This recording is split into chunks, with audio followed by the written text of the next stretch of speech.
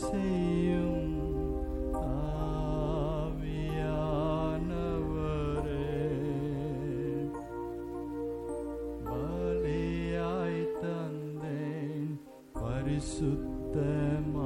பரிசுத்தமானவரே, ஆளுகை செய்யும் ஆவியானவரே,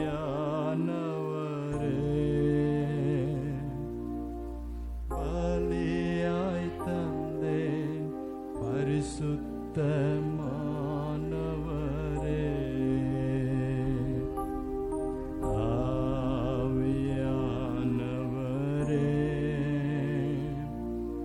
என்னாற்றல் ஆனவரே,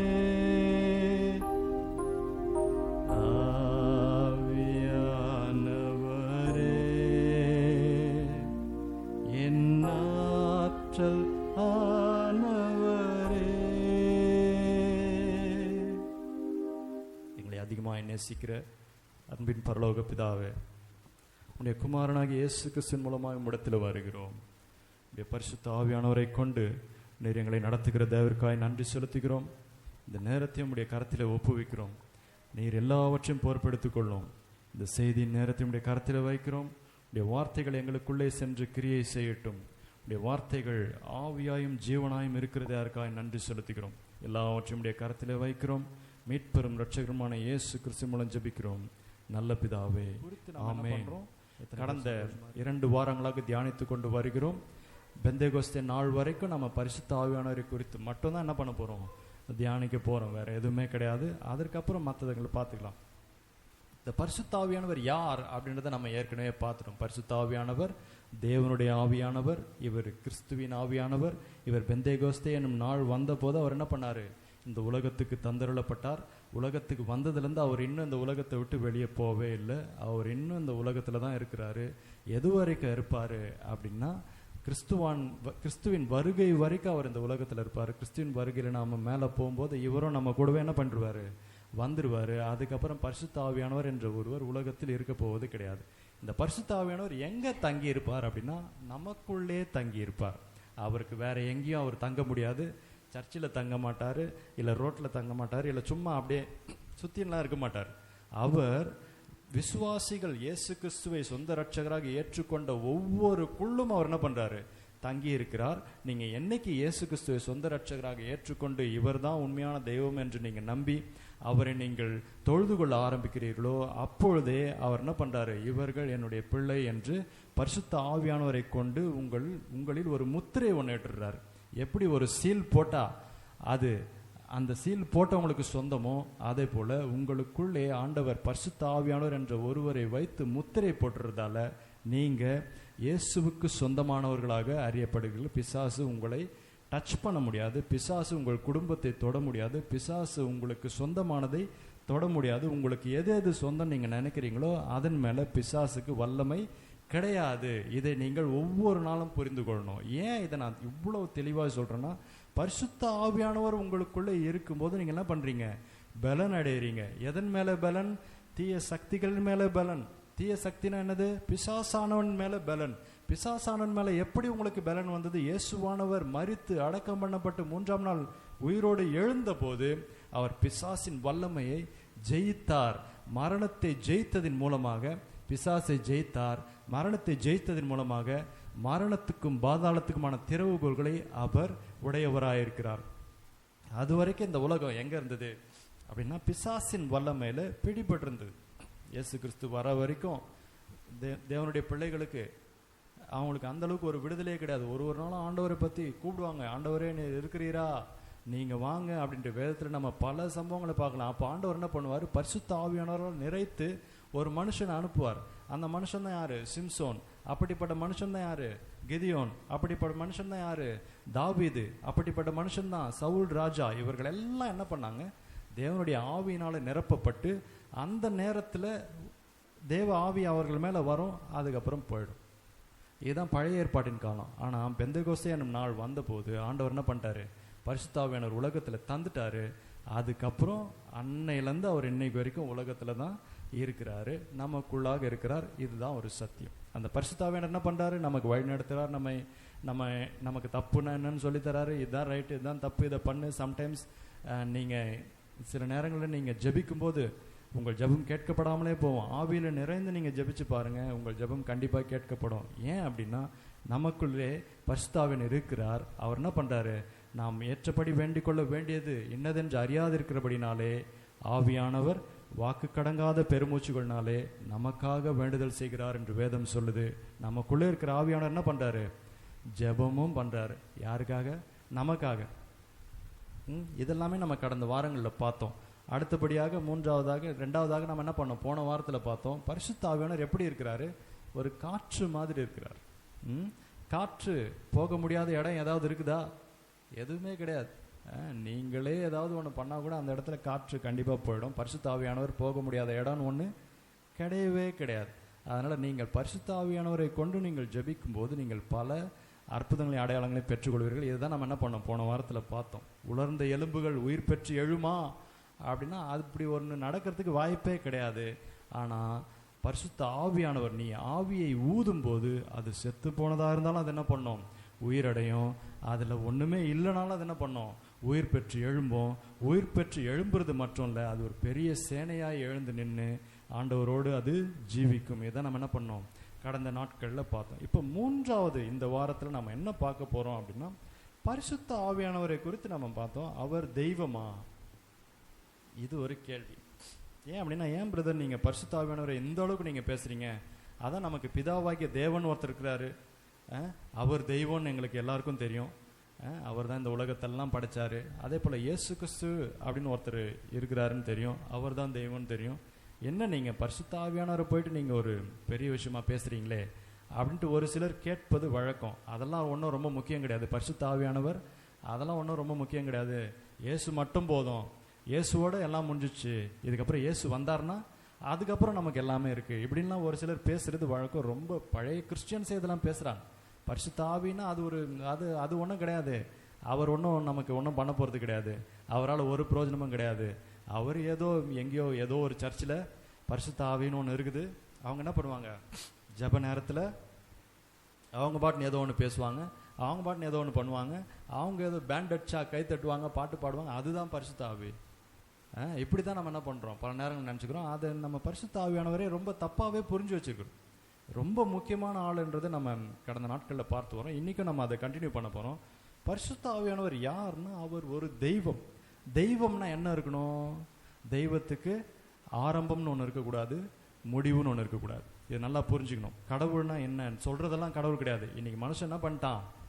அவனுக்கு தோன்றதெல்லாம் கடவுள் ஆக்கிட்டான். ரோட்டில் ஏதாவது ஒன்றை பார்த்து அது ஒரு கல் மாதிரி இருந்தால் அதை என்ன பண்ணுறான்? தூக்கின்னு போய் வச்சு அதை கடவுள் ஆக்கிடுறான். அது ஒரு கல்லுன்றது அவனுக்கு தெரியும். நீங்கள் கேட்டிங்கன்னா நீங்கள் சண்டை போடுறீங்கன்னுவான். உனக்கு நீ பாரு, நீ ஆள் சரி கிடையாது, நீ வேணும்னே பேசுகிற, வீம்புக்கு பேசுகிறேன்னு அவன் சொல்லுவான். அவன் என்ன பண்ணுறான்? ஒரு கல் எடுத்துன்னு போயிட்டு ஒரு செங்கல்ல கடவுளாக ஒரு மனுஷனால் நினைக்க முடியும் அப்படின்னா அது ரொம்ப ஆச்சரியமான ஒரு விஷயம். பாருங்க, எப்படி ஒரு செங்கல் யார் செஞ்சது? மண்ணிலேருந்து ஒரு மனுஷன் எடுத்து அதை சூடு பண்ணி அதை அச்சில் போட்டு அதை சுட்டரிச்சு அதை எடுத்துகிட்டு வந்து வைக்கிறான். அந்த செங்கல்ல இவன் என்ன பண்ணுறான்? கடவுள் ஆக்கிடுறான். அது சொல்கிறான், நீ அதை கடவுள் நினச்சேன்னா அது கடவுள், நான் அதை கடவுள் இல்லைன்னு நினச்சேன்னா அப்போது அது கடவுள் இல்லையா? இப்படிப்பட்ட கேள்வியெல்லாம் நம்ம என்ன பண்ணலாம்? இது குறுக்கு கேள்வி கேட்குற மாதிரி இருக்கும். பட் கடவுள் தெய்வம் அப்படின்னா அதுக்கு ஒரு 4 தெய்வத்துக்கு 4 கேரக்டர்ஸ் கண்டிப்பாக இருக்கணும். முதல் விஷயம், தெய்வத்துக்கு துவக்கம்னு ஒன்று இருக்கக்கூடாது, முடிவுன்னு ஒன்று இருக்கக்கூடாது. ஆரம்பம்ன்ற ஒன்று இருந்ததுன்னா அது தெய்வம் கிடையாது. உனக்கும் ஒரு ஆரம்பம் இருக்குது. எல்லாருக்கும் பர்த்டே இருக்கா? பர்த்டே இருந்ததுன்னா உனக்கு ஒரு பிகினிங் இருக்குது. நிறைய பேரை பார்த்துருப்பீங்க, அவங்களுக்கு டெத் டேட்டுன்னு ஒன்று போட்டிருக்கோம். சுடுகாடெலாம் போய் பார்த்தீங்கன்னா டெத் டேட்டுன்னு ஒன்று போட்டிருக்கோம். அப்போ அவங்களுக்கு முடிவுன்னு ஒன்று இருக்குது. அப்போ ஆரம்பமும் முடிவும் ஒருத்தருக்கு இருக்குதுன்னா அவரை நீங்கள் தெய்வம் ஆக்குவீங்களா? கண்டிப்பாக கிடையாது. அப்போது தெய்வத்துக்கு என்ன இருக்கணும்? ஆரம்பம்னு ஒன்று இருக்கக்கூடாது, முடிவுன்னு ஒன்று இருக்கக்கூடாது. ஆமேன். இரண்டாவதாக, தெய்வம் எங்கே வேணால் அந்த தெய்வத்தால் இருக்க முடியும் அப்படின்றத காட்டணும். இங்கே போனாதான் அங்கே தெய்வம் இருக்கும் அப்படின்னு நீங்கள் நினச்சிங்கன்னா அது பேர் தெய்வம் கிடையாது. எப்படி? ஒரு இடத்துல தான் இருக்கும், நீ என்ன பண்ணணும்? அங்கே போனோம். அங்கே போனீங்கன்னா வரிசையில் நின்று பார்த்தியன்னா அந்த தெய்வத்தை பார்த்தீங்கன்னா உனக்கு என்ன கிடைக்கும்? ஆசீர்வாதம் கிடைக்கும் அப்படின்னீங்கன்னா அந்த தெய்வத்துக்கு அதிகாரம் அந்த ஒரு இடத்துல மட்டும்தான் இருக்கு. ஆனா உண்மையான தெய்வம் எங்க அப்படின்னா, நீ கூப்பிடுற இடத்துலாம் இருக்கிற தெய்வம் தான் உண்மையான தெய்வம். உன் கூடவே இருக்கிற தெய்வம் தான் உண்மையான தெய்வம். எல்லா இடத்துலயும் இருக்கிற தெய்வம் தான் உண்மையான தெய்வம். அப்ப தெய்வத்தோட இரண்டாவது கேரக்டர் என்ன? எங்கும் நிறைந்தவராக இருக்கணும். பழைய காலங்கள்லாம் நம்ம கேள்விப்பட்டிருப்போம், இறைவன் எங்க இருக்கிறான்? தூணுலயும் இருக்கிறான், துரும்புலையும் இருக்கிறான்னு சொல்லுவாங்க. அதுக்கு அர்த்தம் என்னன்னா, இறைவன் எங்கும் நிறைந்தவர். ஒரு இடத்துல மட்டுமே இருக்கிறார்னா அவர் யாரு? இறைவன் கிடையாது. இதை நம்ம என்ன பண்ணோம்? தெளிவாய் புரிந்து கொள்ள வேண்டும். மூன்றாவதாக, இறைவன் அப்படின்னா அவருக்கு சர்வ வல்லமை இருக்கணும். எல்லாவற்றிற்கும் மேலான ஒரு வல்லமை இருக்கணும். எல்லாவற்றையும் அந்த இறைவனால செய்ய முடியணும். அது பேர் தான் என்னது? கடவுள். அது பேர் தான் தெய்வம். எதையோ ஒன்று செய்ய முடியலன்னா அவர் தெய்வம் கிடையாது. செய்ய முடியலனாலே முடிஞ்சது கதை. அப்போ இறைவன்னா என்ன பண்ணோம்? அவருக்கு சர்வ மனுஷனால செய்யக்கூடாத காரியத்தை செய்ய முடியணும். நிறைய தெய்வங்களால் என்ன பண்ண முடியல? அந்த தெய்வத்தையே தூக்கின்னு போக முடியல. அந்த தெய்வத்தால் எழுந்து நடக்கவும் முடியல. மனுஷன் என்ன பண்ணிடுறான்? அதுக்கு ஒரு ஆள் தேவைப்படுது. அவன் என்ன பண்ணுறான்? அதை தெய்வம்னு ஆக்கிடுறான், அதை நம்புகிறான், அவனுக்கு அது அப்படி இருக்குது. ஆனால் தெய்வத்துக்குரிய மூன்றாவது கேரக்டர் என்னது? சர்வ வல்லமை படைத்ததாக இருக்கணும். அந்த தெய்வத்தால் செய்யக்கூடாத காரியம் ஒன்றுமே இல்லை அப்படின்றது என்ன பண்ணணும்? ஒரு ப்ரூஃப் இருக்கணும். நான்காவதாக, அந்த தெய்வம் எல்லாவற்றையும் அறிந்தவராக இருக்க வேண்டும். எப்படி? எல்லாவற்றையும் அறிந்தவர். எப்படி? நேற்று என்ன நடந்தது, இன்னைக்கு என்ன நடக்குது, நாளைக்கு என்ன நடக்கும், இதை அறிந்தவராக இருக்க வேண்டும். இப்படி இருந்தாதான் அவர் தெய்வம். அப்போ இந்த பரிசுத்த ஆவியானவர் யார் அப்படின்னா, இந்த பரிசுத்த ஆவியானவர் தெய்வமா அப்படின்னு நம்ம என்ன பண்ணணும்? செக் பண்ணி பார்க்கணும். ரைட்? பரிசுத்த ஆவியானவர் எப்படிப்பட்டவர் அப்படின்ட்டு இப்போ வேதத்தை என்னோட கூட சேர்ந்து திருப்பிக் கொள்ளுங்கள். 2 கொரிந்தியர் 13ஆம் அதிகாரம் 14வது வசனம். இந்த இடத்துல பரிசுத்த ஆவியானவர் யார் என்பதை குறித்து நாம் சொல்கிற ஒரு வசனம். இந்த வசனம் எல்லாருக்கும் தெரியும், அதனால் நான் என்ன பண்ணுறேன், இந்த வசனத்தை எடுத்துக்க. 2 கொரிந்தியர் 13ஆம் அதிகாரம் 14வது வசனம், பக்கம் 257 புதிய ஏற்பாட்டில். கர்த்தராகிய இயேசு கிறிஸ்துவனுடைய கிருபையும் தேவனுடைய அன்பும் பரிசுத்த ஆவியினுடைய ஐக்கியமும் உங்கள் அனைவரோடும் கூட இருப்பதாக. ஆமென். எல்லாம் எடுத்துக்கிட்டீங்களா? கர்த்தராகிய இயேசு கிறிஸ்துவனுடைய கிருபையும், எல்லாம் சேர்ந்து ஒரு டைம் படிக்கலாமா? 2 கொரிந்தியர் 13ஆம் அதிகாரம் 14வது வசனம். கர்த்தராகிய இயேசு கிறிஸ்துவனுடைய கிருபையும் தேவனுடைய அன்பும் பரிசுத்த ஆவியினுடைய ஐக்கியமும் உங்கள் அனைவரோடும் கூட இருப்பதாக. ஆமேன். இந்த வசனம் தெரியாத ஆளே இருக்க மாட்டாங்க. இப்படிப்பட்ட ஒரு வசனம் சொல்றதை கேள்விப்பட்டாலும் என்ன பண்ணுவீங்க? ஒரே சந்தோஷம். ஆஹா, முடிஞ்சிச்சுரா சர்ச்சு, சீக்கிரம் வண்டி எடு, போயிட்டு என்ன பண்ணோம்? போயிட்டு இன்னைக்கு என்ன வாங்கி சாப்பிடலாம், சண்டே வேற, போயிட்டு கறி வாங்கலாமா, மீன் வாங்கலாமா, அதை பண்ணலாமா, இதை பண்ணலாமா. இந்த எண்ணெல்லாம் எப்போ வரும்? இந்த வார்த்தைகளை கேட்கும் போது வரும். எப்போ? சர்ச்சு முடியும் போது ஊழியக்காரனா பண்ணுவார். அதுதான் கடைசி.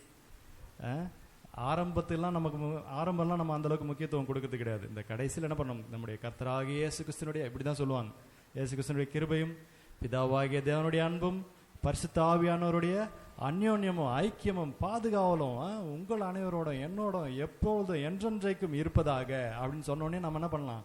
ஆமேன்னு சொல்லிட்டு அப்படியே சந்தோஷமா எல்லாம் என்ன பண்ணுவோம்? எப்பா முடிஞ்சுதுரா, எவ்வளோ நேரம் பிளேடு போட்டு தர்றா அப்பா அப்படின்னு நம்ம என்ன பண்றோம்? நிறைய நேரங்களில் இது சொல்றோம். ஆனா இதுக்கு வேற ஒரு அர்த்தம் இருக்குது அப்படின்றத இன்னைக்கு நம்ம என்ன பண்ண போறோம்? புரிஞ்சுக்க போறோம். இன்னைக்கு என்ன அப்படின்னா, கர்த்தராகிய இயேசு கிறிஸ்து அப்படின்னு ஒருத்தர் இருக்கிறாரு. அவர் யார்? அவர் தெய்வம். நம்ம எல்லாருக்கும் தெரியும். தேவனுடைய அன்பு, தேவன் ஒருத்தர் இருக்கிறார், பிதாவாகிய தேவன். இவர் யார்? இவர் தான் இந்த உலகத்தை படைத்தவர். இயேசு கிறிஸ்து தம்முடைய வார்த்தையினாலே இந்த உலகத்தை படைத்தவர். 2 பேரும் ஒன்னா இருக்கிறாங்க. இப்ப மூணாவதா இங்க ஒருத்தர் போட்டிருக்குன்னா, போட்டிருக்கு பரிசுத்த ஆவி, அவருடைய ஐக்கியம்.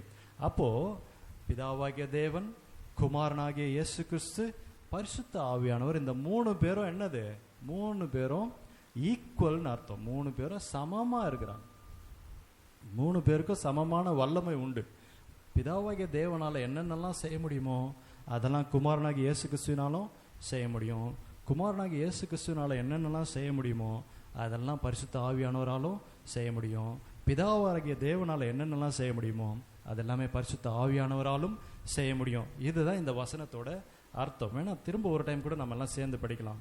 கர்த்தராகிய இயேசு கிறிஸ்துவனுடைய கிருபை, தேவனுடைய அன்பு, பரிசுத்த ஆவியினுடைய ஐக்கியம் உங்கள் அனைவரோடும் கூட இருப்பதாக.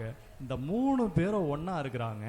பிதாவாகிய தேவன் இருக்கிறார் அப்படின்னா இயேசு கிறிஸ்துவ அங்க இருப்பாரு, பரிசுத்த ஆவியானவரும் அங்க இருப்பாரு. பரிசுத்த ஆவியானவர் ஒரு இடத்துல இருக்கிறார் அப்படின்னா பிதாவாகிய தேவனும் இருப்பாரு, குமாரனாகிய கிறிஸ்துவ இருப்பாரு. குமாரனாகிய கிறிஸ்துவ ஒரு இடத்துல இருக்கிறார்னா பரிசுத்த ஆவியானவரும் இருப்பாரு, பிதாவாகிய தேவனும் இருப்பாரு. இதை நீங்க எங்க புரிஞ்சுக்கலாம் அப்படின்னா, ஆண்டவராகிய இயேசு கிறிஸ்து ஞானஸ்தானம் பெறாரு. ஞானஸ்தானம் பெற்று கரையேறி வந்த உடனே என்ன நடக்குது? வானத்திலிருந்து ஒரு சத்தம் வருது. என்ன வருது? இவர் என்னுடைய நேசகுமாரன். அப்ப அந்த இடத்துல யார் இருக்கிறது? பிதாவானவர் இருக்கிறாரு. அதே போல அங்க குமாரனாகிய இயேசு கிறிஸ்து இருக்கிறாரு. கரை ஏறின உடனே என்ன வந்தது? அவர் மேல புறாவை போல என்ன வந்தது? பரிசுத்த ஆவியானவர் அவர் மேல புறாவை போல இறங்கினார். 3 பேரும் தனித்தனி ஆட்கள். 3 பேரும் எப்பவுமே என்ன பண்ணுவாங்க? ஒன்னா தான் இருப்பாங்க. 3 பேரோட கிரியைகள் வேற வேற, ஆனா இந்த 3மே சேர்ந்தது தான் தெய்வம். ஆமென். ஆவி, ஆத்துமா, சரீரம், இந்த 3ம் சேர்ந்தது தான் நீங்களும் நானும். உங்களுக்குள்ள ஆவி இருக்கு, உங்களுக்குள்ள ஆத்துமான்னு ஒன்று இருக்கு, சரீரத்தை நாம மேலே பார்க்குறோம். இந்த 3மே சேர்ந்தது தான் மனுஷன். இந்த 3மே தனித்தனி தானே. சரீரம் இல்லாமல் ஆவி மட்டும் தான் என்ன சொல்லுவீங்க? பேயின்னு சொல்லிடுவீங்க.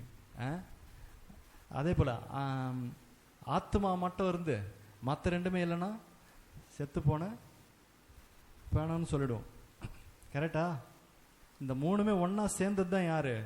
மனுஷன். யாராவது கேள்வி கேட்டா சொல்லுங்க, அது எப்படி இந்த 3மே ஒண்ணுன்ற அப்படின்னு கேட்டா, நீ முதல்ல தனித்தனியா வந்து காட்டு, அதுக்கப்புறம் நான் என்ன பண்றேன்?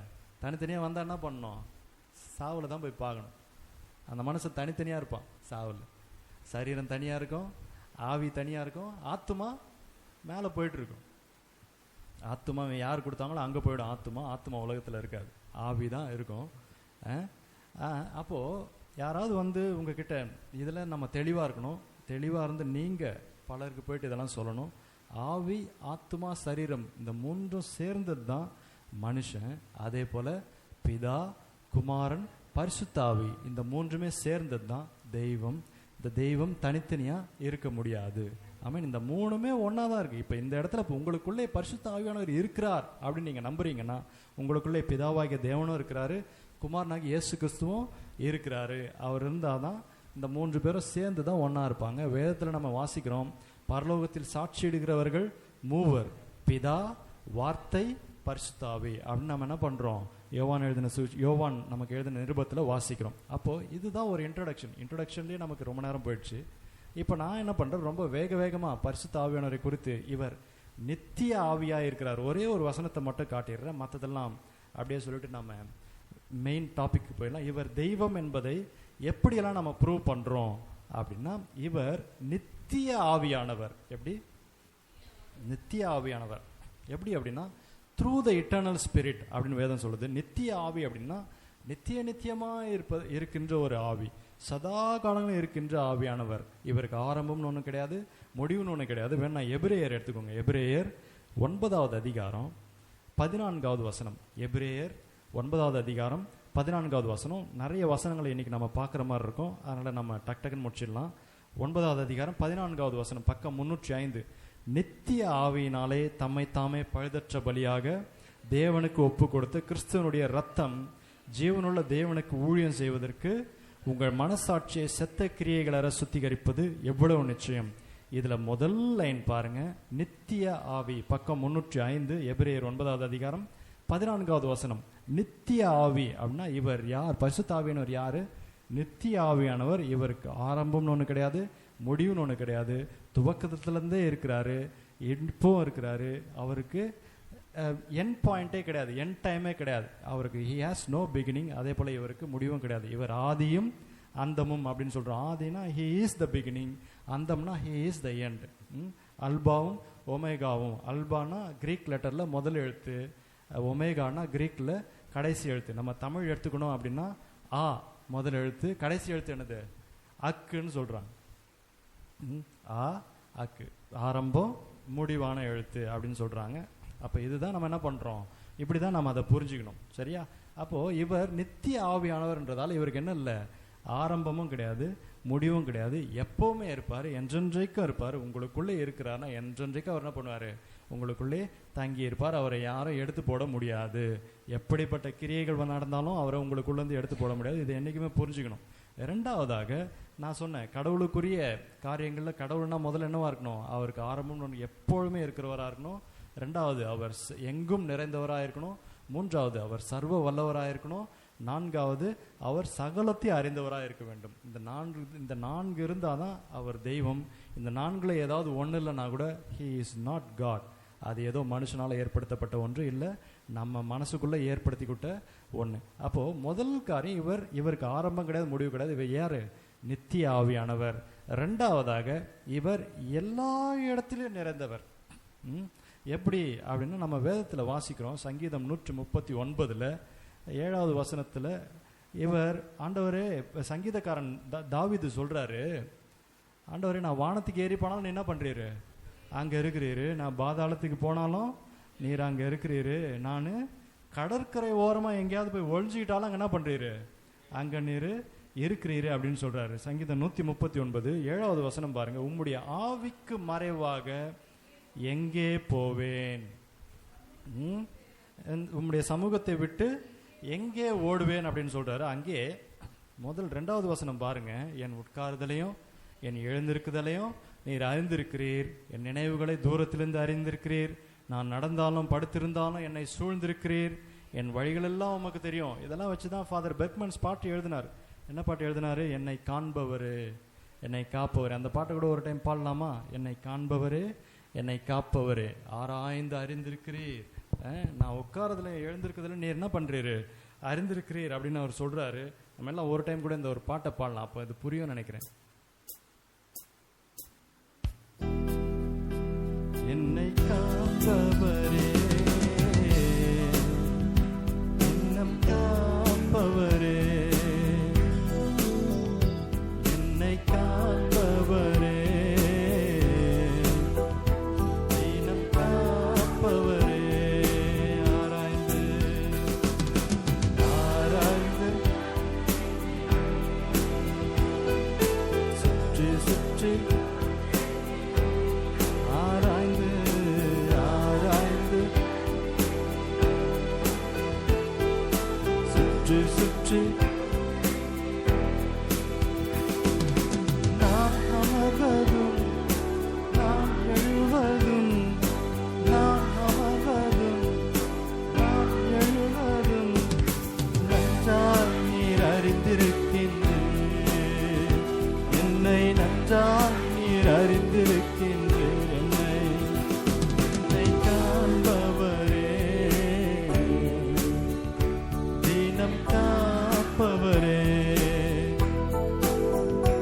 என்னை காண்பவரே தினம் காப்பவரே. எண்ணங்கள் எண்ணங்கள் ஏக்கங்கள் எல்லாம் எல்லாம் நீர் அறிந்திருக்கின்றீர். எண்ணங்கள் ஏக்கங்கள் எல்லாம் எல்லாம் நீர் அறிந்திருக்கின்றீர். நடந்தாலும் படுத்தாலும் அப்பா நீர் அறிந்திருக்கின்றீர். நடந்தாலும் படுத்தாலும் அப்பா நீர் அறிந்திருக்கின்றீர். ராஜா இயேசு ராஜா, நன்றி ராஜா இயேசு ராஜா, என்னை காண்பவரே தினம் காப்பவரே, என்னை காண்பவரே தினம் காப்பவரே. ஆமென். அவர் நம்மை காண்கிற தெய்வம் அப்படின்றது நம்ம என்ன பண்றோம், இதை வச்சு புரிஞ்சுக்கிறோம். அப்போ இங்க பாருங்க, உங்களுடைய ஆவிக்கு மறைவாக நான் எங்கே போவேன் அப்படின்னு சங்கீதக்காரன் சொல்வதன் மூலமாக அவர் என்ன பண்றாரு, நம்மை குறித்து எல்லாவற்றையும் அறிந்திருக்கிறார். அவர் எல்லா இடங்களிலும் இருக்கிறார். ஆமென். அதே போல மூன்றாவதாக, இவர் சர்வ வல்லமையுள்ள தெய்வம் அப்படின்னு எப்படி நம்ம சொல்றோம் அப்படின்னா, யாராலையும் நம்பக்கூடாத ஒரு விஷயம் நடந்தது. என்ன அப்படின்னா, லூக்கா 1 அதிகாரம் வாங்க. இது இன்னைக்கு வரைக்கும் யாரும் நம்புறது கிடையாது. இனிமேலும் இதை கேள்வி கேட்கிறவங்க நிறைய பேர் வரதான் போறாங்க. ஆனா இது நடந்த ஒரு உண்மையான ஒரு சம்பவம். இந்த சம்பவம் எப்படி நடந்தது என்பதற்கு நாம் என்ன பண்றோம், ஒரு ப்ரூஃப் ஒன்று பார்க்க போறோம். 1 அதிகாரம் 35வது வசனம். தேவதூதன் அவளுக்கு பிரதியுத்தரமாக, லூக்கா 1 அதிகாரம் 35வது வசனம். தேவதூதன் யாருக்கு? மரியாளுக்கு. வேணா 34வது வசனத்திலிருந்து படிக்கிறேன். அதற்கு மரியாள் தேவதூதனை நோக்கி, இது எப்படி ஆகும், புருஷனை அறியேனே என்றால், தேவதூதன் அவளுக்கு பிரதியுத்தரமாக, பரிசுத்த ஆவி உன்மேல் வரும், உன்னதமானவருடைய பலம் உன்மேல் நிழலிடும், ஆதலால் உன்னிடத்தில் பிறக்கும் பரிசுத்தமுள்ளது தேவனுடைய குமாரன் என்னப்படும். இந்த சம்பவம் எல்லாருக்கும் தெரியும். மரியாளுக்கு குழந்தை பிறகுது. யாரு அந்த குழந்தை? இயேசு அந்த குழந்தை. அந்த குழந்தை எப்படி பிறந்தது அப்படின்னா, பரிசுத்த ஆவியானவராலே பிறந்தது. இங்க பாருங்க, முன்னாடி வசனத்துல நான் புருஷனை அறியேனே என்றால் அப்படின்னா என்ன நடக்குது? மரியாளுக்கு இன்னும் கல்யாணமே ஆகல. அப்போ எல்லாம் என்ன பண்ணுவாங்க, இது எப்படி பிரதர், வாய்ப்பே இல்லையே, கல்யாணமே ஆகல அப்படின்னா, இவர் கன்னி மரியாள் அப்படின்னு தான் போட்டிருக்கு. இவர் ஒரு கன்னிகை கர்ப்பவதியாகி ஒரு குமாரனை பெறுவாள் வேதம் சொல்லுது. ஒரு கன்னிகை எப்படி பிரதர் கர்ப்பவதி ஆக முடியும்? ஒரு கன்னிகைக்கு எப்படி குழந்தை பிறக்கும்? இதுக்கான வாய்ப்பே கிடையாதே அப்படின்னு சொல்லி என்ன பண்ணாங்க, அந்த காலத்தில் ரொம்ப மோசமாக பேசுனாங்க. இப்பயும் பேசுகிறாங்க, ரொம்ப கேவலமாலாம் பேசுவாங்க. ஆனால் ஒரு கன்னிகை கர்ப்பவதி ஆக முடியும். எப்படி? பரிசுத்த ஆவியானவர் வந்து நிழலிடும் போது என்ன நடக்கும், கர்ப்பவதி ஆக முடியும் என்பதற்கு நாம் என்ன பண்ணுறோம், இந்த இடத்துல ஒரு உதாரணத்தை பார்த்தோம். இதை நம்ம இன்னொரு இடத்துல கூட பார்க்கலாம். மத்திய 1 அதிகாரம் வாங்க. 1 அதிகாரம் 18வது வசனத்தை பாருங்க. பரிசுத்த ஆவியானவரால் என்னெல்லாம் செய்ய முடியும் அப்படின்னு யாராவது கேட்டாங்க அப்படின்னா, இந்த பரிசுத்த ஆவியானவர் சர்வ வல்லமையுள்ள தேவன். இந்த பரிசுத்த ஆவியானவர் என்ன செய்யறாரு அப்படின்னா, இவர் ஒன்றுமே இல்லாததிலிருந்து அவரால் என்ன பண்ண முடியும், எதையாவது அவரால் உருவாக்க முடியும். இதான் இந்த இடத்துல நம்ம பார்க்குறோம். 18வது வசனம் என்ன போட்டிருக்கு, இயேசு கிறிஸ்துவின் ஜனனத்தின் விவரமாக, அதாவது what is the birth of Jesus, இயேசு எப்படி பிறந்தார் அப்படின்னா, அவருடைய தாயாகிய மரியாள் யோசேப்புக்கு நியமிக்கப்பட்டிருக்கையில் அவர்கள் கூடி வரும் முன்னே அவள் பரிசுத்த ஆவியினாலே கர்ப்பவதியானாள் என்று காணப்பட்டது. அப்போ இந்த பரிசுத்த ஆவியானவர் யார் அப்படின்னா, இவர் ஒரு உன்னதமானவர், இவர் ஒரு சர்வ வல்லமை உள்ளவர். இவரால் பல நம்ம கடந்த காலங்கள்லாம் பார்த்தோம், இந்த பரிசுத்த ஆவியானவரால் என்ன பண்ண முடிஞ்சது, ஒரு உலர்ந்து போன எலும்பையும் அவரால் என்ன பண்ண முடிஞ்சது, உயிரடைய வைக்க முடிந்தது. இங்கே ஒரு கன்னிகையும் அவரால் என்ன பண்ண வைக்க முடியும், கர்ப்பவதியாக்க முடியும். ஏன்னா அந்த பரிசுத்த ஆவியானவராலே இவர் கர்ப்பவதி ஆனால் என்று நாம் என்ன பண்ணுறோம், வாசிக்கிறோம். ஸோ இவர் சர்வ வல்லமையுள்ள தேவன். ஒரு முடியாதுன்னு யாராவது உனக்கு சொல்கிறாங்களா, பரிசுத்த ஆவியானவராலே அது கூடும். ஆமென். இதை நீங்கள் நம்பணும். ஏதோ ஒன்று நடக்கவே நடக்காதுன்னு சொல்கிறாங்களா, பரிசுத்த ஆவியானவராலே அதை செய்ய முடியும். ஏதோ ஒன்று அவ்வளோதான் முடிஞ்சு போயிடுச்சுன்னு சொல்கிறாங்களா, பரிசுத்த ஆவியானவர் உனக்கு ஒரு புது துவக்கத்தை தர முடியும். இதுக்கப்புறம் எனக்கு என்ன, அவ்வளோதான் எல்லாமே முடிஞ்சு போச்சுன்னு நீங்கள் நினைக்கிறீங்களா, அவர் உனக்கு ஒரு புதிய ஆரம்பத்தை தர முடியும். ஏன் அப்படின்னா, இவர் துவக்குகிறவர், இவர் முடிக்கிறவர். இவர் விசுவாசத்தை துவக்குகிறவர், விசுவாசத்தை முடிக்கிறவர் என்று வேதம் சொல்லுது. இவர் ஆரம்பம் முடிவு, இவர் ஆதி அந்தம். அதனால நீங்க என்ன பண்ணணும், இந்த பரிசுத்த ஆவியானவரோட வல்லமையை நீங்க புரிஞ்சுக்கணும். எங்கேயாவது யாராவது உனக்கு நெகட்டிவா பேசுறாங்களா, அப்படி ஒன்று நடக்கிறதுக்கு வாய்ப்பே கிடையாது நீங்க சொல்லணும். ஏதாவது அவ்வளோதான், இதுக்கப்புறம் பிரதர் முடிஞ்சது பிரதர், அவ்வளோதான் பிரதர், இதுக்கப்புறம் என்ன அப்படின்னு ஏதாவது சொல்றாங்களா, பரிசுத்த ஆவியானவர் உனக்குள்ள இருக்கிறாருன்னா இதெல்லாம் உனக்கு ஞாபகம் வரணும்.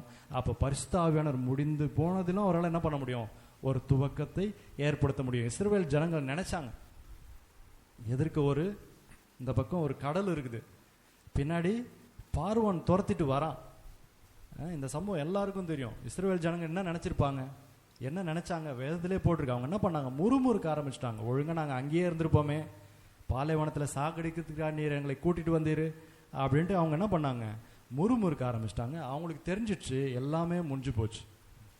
இதுக்கப்புறம் ரெண்டே ஆப்ஷன் தான், ஒன்று கடலில் போய் சாகணும், இல்லை ரெண்டாவது திரும்ப அடிமையாகவே போகணும். அவர்களுக்கு வேற எந்த வழியுமே கிடையாது. அவங்க தப்பிச்சு ஓடவே முடியாது, எந்த பக்கமும் போக முடியாது, அவங்க முடிஞ்சு போயிடுச்சுன்னு நினச்சிட்டாங்க.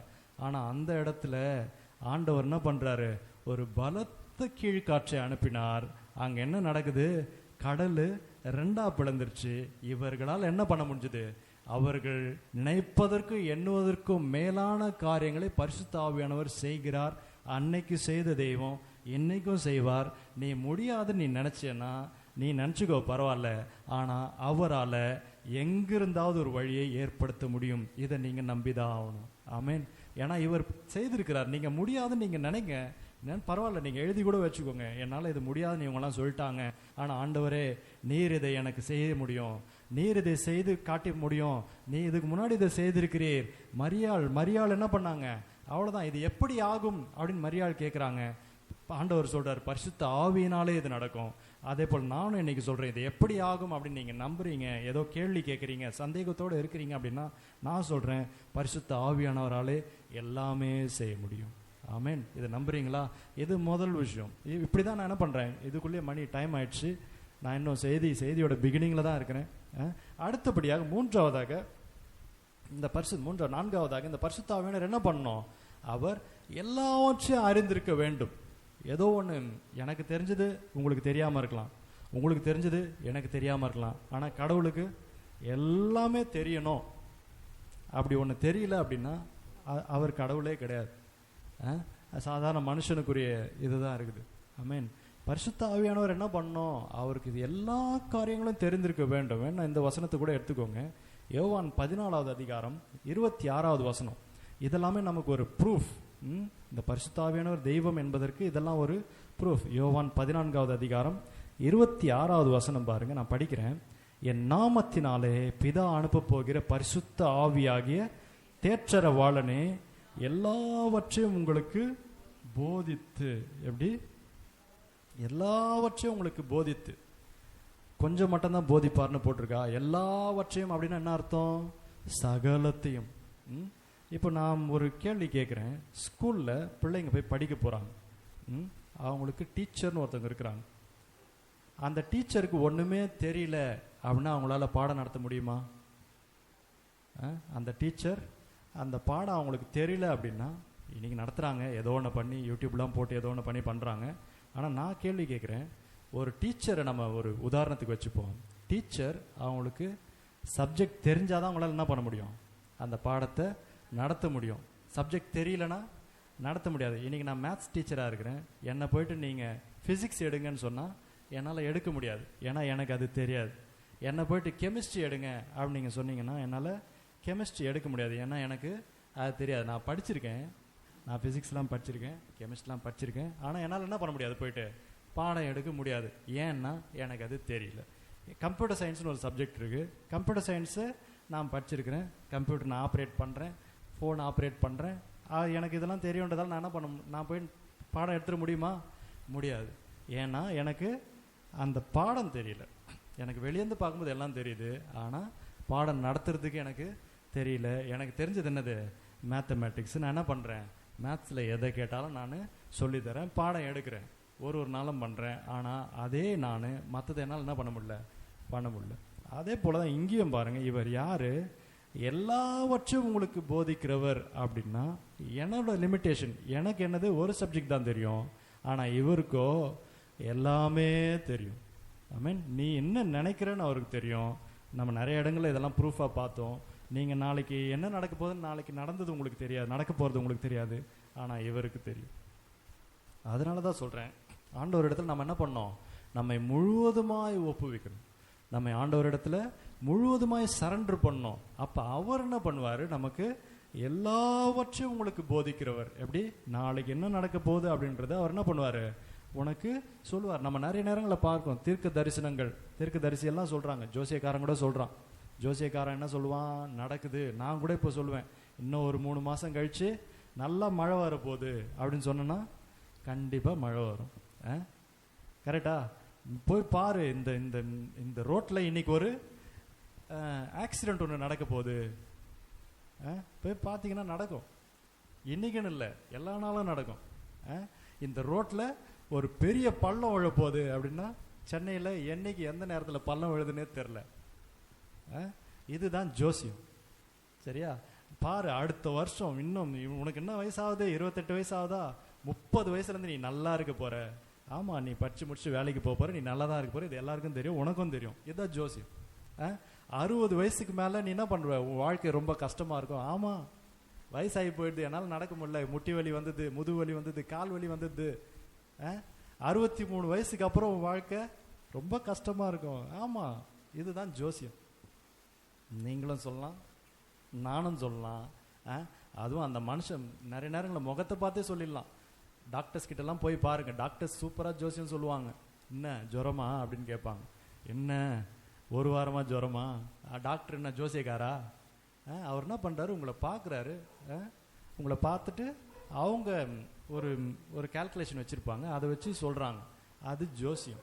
யார் வேணால் சொல்லலாம், நீங்களும் சொல்ல முடியும், நானும் சொல்ல முடியும். நீங்கள் வேணால் சொல்லி பாருங்கள் போயிட்டு, இன்றைக்கி 2 வருஷம் கழித்து அது நடக்குதா இல்லையான்னு வந்து பாருங்க.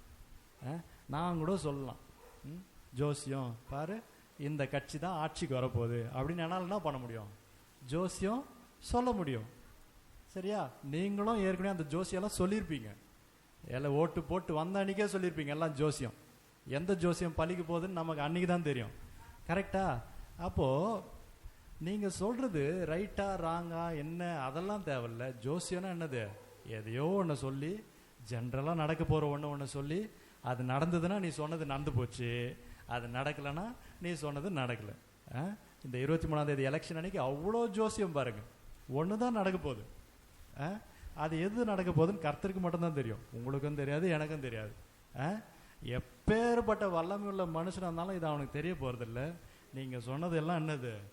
ஜோசியம்தான்.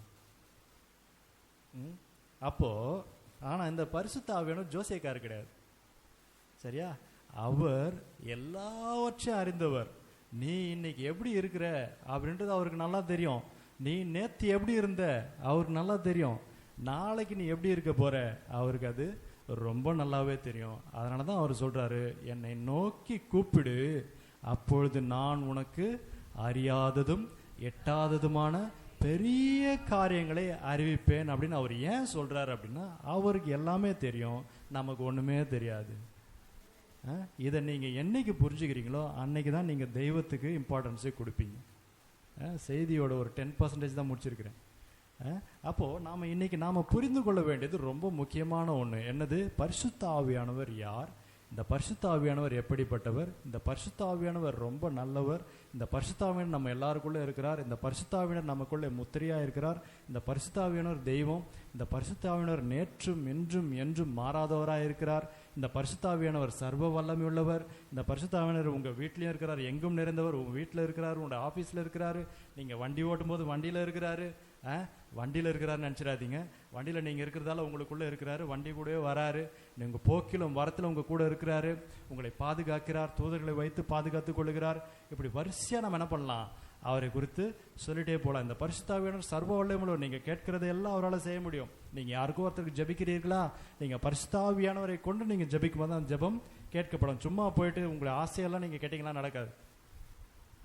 ஏன்னா அவர் எல்லாத்துக்கும் என்ன பண்ணுறாரு, ஒரு டைம் ஒன்று வச்சிருக்கிறார். அவர் சகலத்தையும் அதனதின் காலத்தில் நேர்த்தியாய் செய்திருக்கிறார். நீங்கள் நேர்த்தியாய் செய்கிறீங்கள உங்கள் பிள்ளைகளுக்கு. எப்போ யாராவது பேரண்ட்ஸ் வந்து, என் பிள்ளைக்கு என்கிட்ட காசு இருக்குது, நான் 10 வயசுலேயே கல்யாணம் பண்ணி வச்சிடுறேன், வைக்க முடியுமா? எல்லாம் என்ன நினைப்பாங்க? ஆமாம், என்கிட்ட காசு இருக்குது, எங்கள் அப்பா பிள்ளைங்க வந்து, அப்பா உங்ககிட்ட தான் இவ்வளோ காசு இருக்குது, எனக்கு 10 வயசுலேயே கல்யாணம் பண்ணி வச்சிருன்னு உங்கள் பிள்ளை வந்து கேட்டால் நீங்கள் என்ன சொல்லுவீங்க? பிள்ளை தெரியாமல் கேட்குது, பிள்ளைக்கு அறிவு ரொம்ப கம்மியாக இருக்குது, ஆண்டவரே இந்த பிள்ளையை ஆசீர்வதிங்க, இந்த பிள்ளைக்கு ஞானத்தை கொடுங்கன்னு ஜெபம் பண்ணுவீங்க. அதே தான் ஆண்டவரும், உனக்கு எந்த நேரத்தில் எப்போ எதை தரணும்னு அவருக்கு தெரியும். நம்ம கேட்குறது வேணால் கேட்டுக்கலாம். சில நேரங்களில் ஆண்டவர் நம்முடைய வேண்டுதலாம் பார்த்து என்ன பண்ணுவார், சிரிப்பார். நீங்கள் எப்படி உங்கள் பிள்ளைகள் கேட்குற வேண்டுதலை பார்த்து நீங்கள் சம்டைம்ஸ் சிரிக்கிறீங்களோ, அதுபோல் ஆண்டவர் என்ன பண்ணுவார், சந்தோஷத்தில் தான் சிரிப்பார். பாரு எவ்வளோ அறியாமல் கேட்குறாங்க பாரு என் பிள்ளைகள். ஆனால் ஆண்டவர் என்ன பண்ணுறாரு, நீங்கள் அதே 10 வயசில் கேட்ட பிள்ளைக்கு நீங்கள் 20 வயசில் அந்த பிள்ளை வேணான்னு சொல்லும், நீங்கள் என்ன பண்ணுவீங்க, நீ பண்ணி தான் ஆகணும்னு சொல்லுவீங்க. 25 வயசில் அந்த பிள்ளை எனக்கா கல்யாணம்லாம் வேணான்னு சொல்லும், நீங்கள் என்ன பண்ணுவீங்க, ஆஹா அப்படிலாம் கிடையாது, உனக்கு வேணான்னாலும் நான் பண்ணி வைப்பேன். ஏன்னா உங்களுக்கு தெரியும், ஒரு சாதாரண தாய் தகப்பனாகிய உங்களுக்கே தெரியுது எந்த நேரத்தில் அந்த பிள்ளைக்கு என்ன தரணும்ட்டு.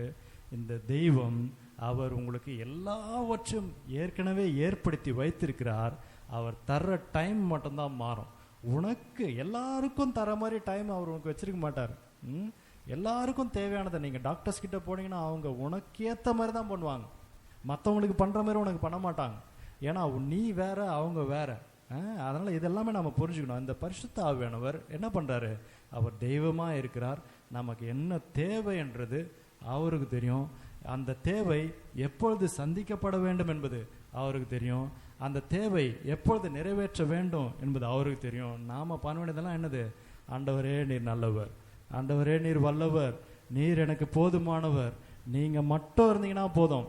எப்படி ஒரு பிள்ளை வந்து ஒரு தகப்பன்கிட்ட, அப்பா நீங்கள் மட்டும் எனக்கு இருந்தால் போதும், எனக்கு தேவையானதெல்லாம் கிடைக்கும்னு ஒரு பிள்ளை நம்புதோ, அந்த பிள்ளைக்கு அந்த தகப்பன் செய்கிறானோ செய்யலையோ அது செகண்டரி.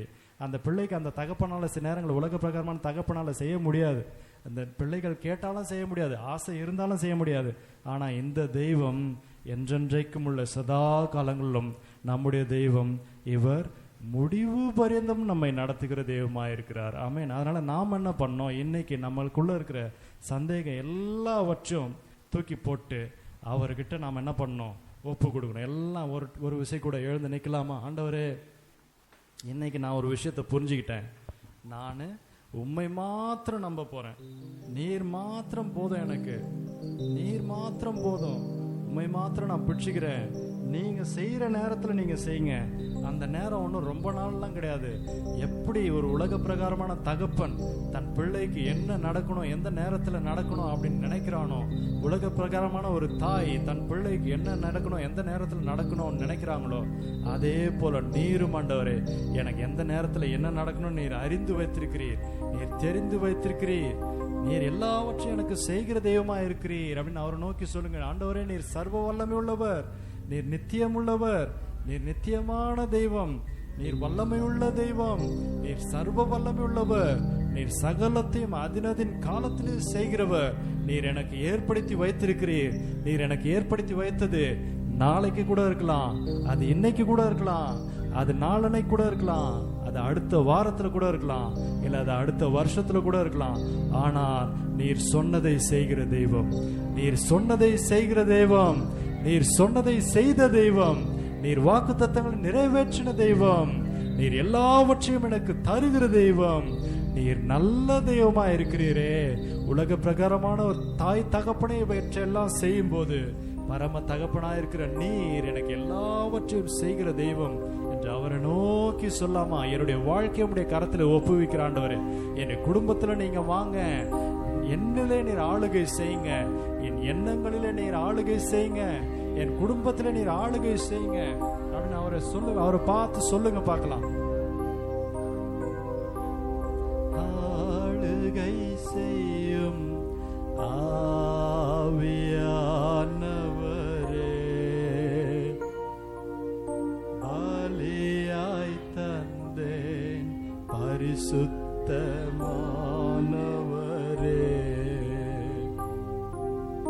ஆளுகை செய்யும் ஆவியானவரே,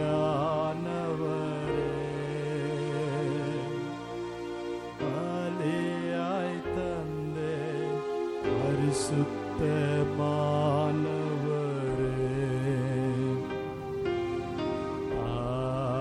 ஆவியானவரே, என் ஆற்றலானவரே. ஒரு அர்ப்பணிப்போடு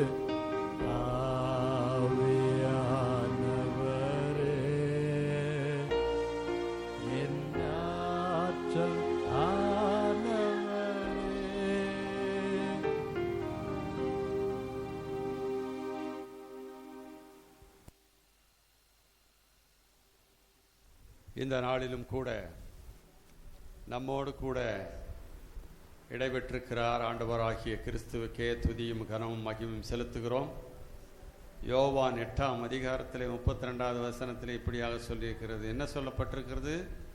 சத்தியத்தையும் அறிவீர்கள், சத்தியம் உங்களை விடுதலையாக்கும் என்று சொல்லப்பட்டிருக்கிறது. அப்படியாக ஆண்டவராகிய கிறிஸ்துவை அறிகிற அறிவை கொடுக்கிற வாசனையா இருக்கிறது என்று வேதத்திலே நாம் வாசிக்கிறோம். கர்த்தரை அறிகிற அறிவு, ஆண்டவராகிய கிறிஸ்து நிச்சயமாகவே உங்களுக்கு ஒரு முடிவு உண்டு. அது ஒரு நாளும் வீண் போகாது என்று சொல்லப்பட்டிருக்கிறது. நிச்சயமாகவே முடிவு உண்டு, உன் நம்பிக்கை வீண் போகாது. நிச்சயமாகவே முடிவு உண்டு, உன் நம்பிக்கை வீண் போகாது. உன்னை ஆசீர்வதிக்கவே ஆசீர்வதித்திடுவேன், உன்னை பெருக பண்ணவே பெருக பண்ணிடுவேன். உன்னை ஆசீர்வதிக்கவே ஆசீர்வதித்திடுவேன், உன்னை பெருக பண்ணவே பெருக பண்ணிடுவேன். நிச்சயமாகவே முடிவு உண்டு, உன் நம்பிக்கை வீண் போகாது. நிச்சயமாகவே முடிவு உண்டு, உன் நம்பிக்கை வீண் போகாது. உன்னை ஆசீர்வதிக்கவே ஆசீர்வதித்திடுவேன், உன்னை பெருக பண்ணவே பெருக பண்ணிடுவேன். உன்னை ஆசீர்வதிக்கவே ஆசீர்வதித்திடுவேன், உன்னை பெருக பண்ணவே பெருக பண்ணிடுவேன். ஜெபிப்போம். நல்ல தகப்பனே, இந்த இனிமையான காலை வேளைக்காக உமக்கு நன்றி செலுத்துகிறோம். 25 நாட்களை கடந்து இந்த 26வது நாட்களிலே 4 மாதங்களை கடந்து வரும்படியாக கடைசி வாரத்திலே ஆண்டவராகிய கிறிஸ்து எங்களையும் நீர் ஆற்றி தேற்றின தயவுக்காகவும் நடந்த நன்மைகளுக்காகவும் உமக்கு நன்றி செலுத்துகிறோம். வந்திருக்கிற தேவ பிள்ளைகளையும் உடைய கரம் ஆசீர்வதிக்கட்டும். வராத தேவ பிள்ளைகளை அடுத்த வாரத்திலே கொண்டு வந்து சேர்த்து ஆசீர்வதிக்கும்படியாக நாங்கள் ஜெபிக்கிறோம். தொடர்ந்து செய்தி கொடுத்த தேவதாசரோடு உடைய கரம் இருக்கட்டும். ஆண்டவரே, எடுத்து நீர் பயன்படுத்துகிற தெய்வத்திற்காக உமக்கு நன்றி செலுத்துகிறோம். நிச்சயமாகவே முடிவு உண்டு, உன் நம்பிக்கை வீண் போகாது. உன்னை ஆசீர்வதிக்கவே ஆசீர்வதிப்பேன், உன்னை பெருகவே பெருக பண்ணுவேன் என்று சொன்ன இந்த வார்த்தையின் பிரகாரமாக ஆண்டவராகிய கிறிஸ்து இந்த நாளிலே வந்திருக்கிற அத்தனை பேர்களையும் ஆசீர்வதித்து அனுப்புகிறார். கர்த்தராகிய இயேசு கிறிஸ்துவின் நாமத்துக்கே துதியும் கனமும் மகிமையும் உண்டாவதாக. ஆமேன். என் ஆத்துமாவே கர்த்தரை சோத்திரி, என் முழு உளமே பரிசுத்த நாமத்தை சோத்திரி. என் ஆத்துமாவே கர்த்தரை சோத்திரி. கர்த்தர் செய்த சகல உபகாரங்களையும் மறவாதே. அவர் உன் அக்கிரமங்களை எல்லாம் மன்னித்து உன் நோய்களை எல்லாம் குணமாக்கி உன் பிராணனை அழிவுக்கு விலக்கி மீட்டு உன்னை கிருபையினாலும் இரக்கத்தினாலும் முடிசூட்டி நன்மையினால் உன் வாயை திருப்தியாக்குகிறார். கழுகுக்கு சமானமாய் உன் வயது திரும்ப வாழ வயது போல ஆகிறது. கர்த்தராகிய இயேசு கிறிஸ்துவனுடைய கிருபையும் பிதாவானுடைய தேவனுடைய அன்பும் பரிசுத்த ஆவியானுடைய ஐக்கியம் அன்னோனியும் சபையோடும் சபை மக்களோடும் வந்திருக்கிற அத்தனை பேரோடும் என்றென்றும் தங்கியிருப்பீராக. ஆமேன். அல்லேலூயா, அல்லேலூயா. கர்த்தரையே ஏகமாய் துதியுங்கள், அவர் நடத்தும் செயல்களெல்லாம் பார்த்து